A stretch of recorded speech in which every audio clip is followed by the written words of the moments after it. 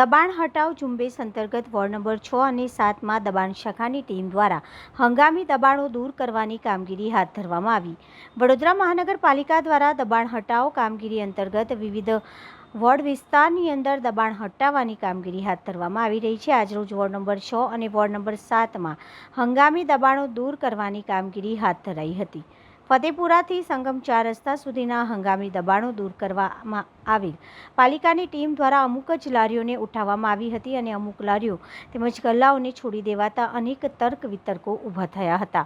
સંગમ 4 રસ્તા નજીક ચણાની લારી ચલાવતા એક વ્યક્તિ પાસેથી ₹1500 ભરાવી અને લારી ઉઠાવવામાં આવી ન હતી અને તેની બાજુમાં જ આવેલી શાકભાજીની લારીના ઉંમરલાયક વિધવાબેન કે જેઓ રોજે રોજ લાવી અને જીવન ગુજારે છે, તેઓ પૈસા ભરવા તૈયાર હોવા છતાં પણ તેમની લારી પાલિકાની દબાણ શાખાની ટીમ દ્વારા ઉપાડી લેતા વાલા દવલાની નીતિ અધિકારીઓને સ્પષ્ટ દેખાઈ આવી હતી।